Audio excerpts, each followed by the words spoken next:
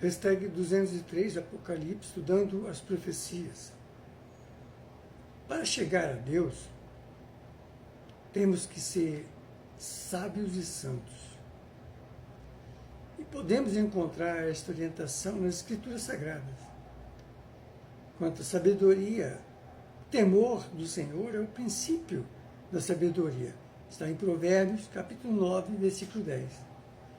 Quanto à santidade, está em Levítico, um dos livros do Pentateuco, escrito por Moisés, né?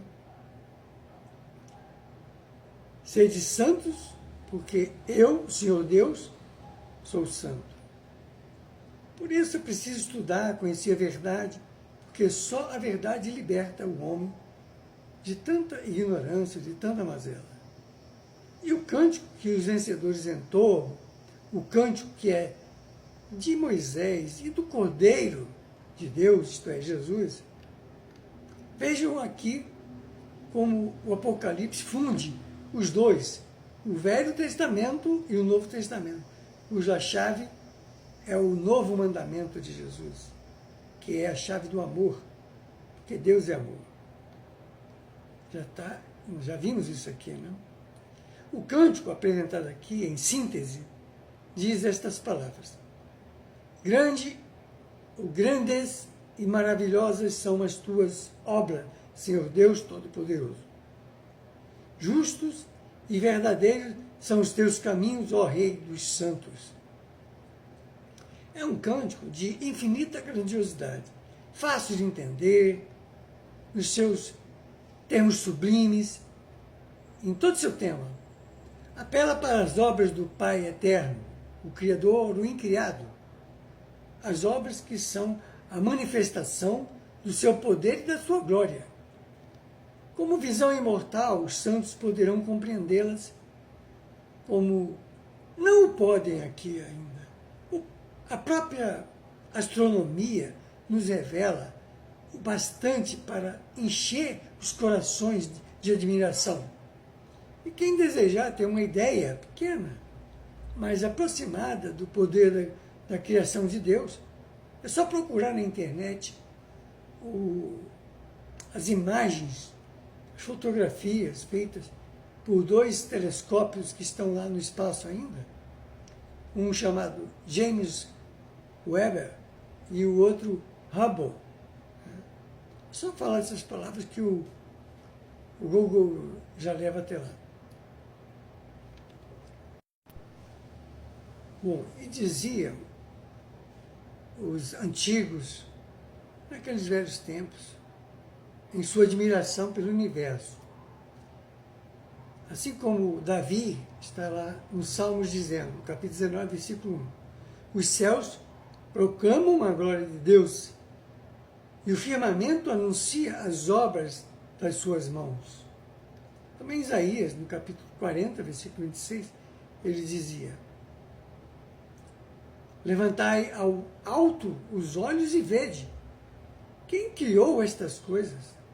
Aquele que faz sair o seu exército de estrelas, todas bem contadas, as quais ele chama pelos seus nomes, por ser ele grande em força e forte em poder. Nem uma só vem a faltar. Também Jó, no capítulo 38, versículo 31 a 33, está lá. Ou tu poderás atar as cadeias das Pleiades, ou soltar os laços de Órion, ou fazer aparecer os signos do zodíaco no seu tempo e guiar a ursa com seus filhos. Sabes tu as ordenanças dos céus? Ou podes estabelecer o seu domínio sobre a terra? Só o Criador. Que será então a grandiosa ou o grandioso centro em volta do qual giram estas míriades de fulgurantes orbes? Bem pode agora entender-se o cântico. no Apocalipse, capítulo 15, versículo 3 e 4. E cantavam o cântico de Moisés, servos de Deus, e o cântico do Cordeiro, dizendo: Grandes e maravilhosas são as tuas obras, Senhor Deus Todo-Poderoso. Justo e verdadeiro são os teus caminhos, ó Rei dos santos. Quem não temerá, ó Senhor, e não glorificará o teu nome? Porque só tu és santo. Por isso todas as nações virão e se prostrarão diante de ti, porque os teus juízos são manifestos. Todo procedimento de Deus para com todas as suas criaturas estará para sempre indicado aos olhos dos remidos e à vista de todos os mundos. Depois de todas essas nossa cegueira, toda a nossa perplexidade, poderemos exclamar, como o apóstolo Paulo, nestes versículos, nestas duas epístolas, finalmente na exuberância da alegria satisfeita. Romanos capítulo 8, versículo 18. Porque para mim tenho por certo que os sofrimentos do tempo presente, não são para comparar com a glória a ser revelada em nós. No segundo livro de Coríntios, Paulo ainda, capítulo 4, versículo 17, ele diz: porque a nossa leve e momentânea tribulação produz para nós um peso eterno de glória muito excelente.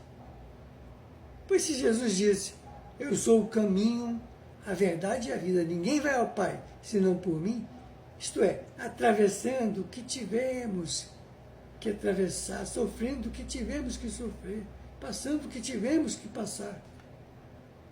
Todos nós temos de ter em nossas vidas um Judas. Temos de sofrer as traições dos nossos, aqueles que estão mais próximos de nós. Temos que conviver com os desertores dos ensinamentos divinos, os aproveitadores, só querem usufruir do nosso suor. Jesus dizia a esses comerciantes da treva, aos que se apresentam só para se alimentar do pão que nos custou caro, para nos roubar, para tirar todo tipo de proveito. Foi por isso que o Mestre Jesus disse no seu Evangelho, segundo João, capítulo 6, versículo 26 e 27.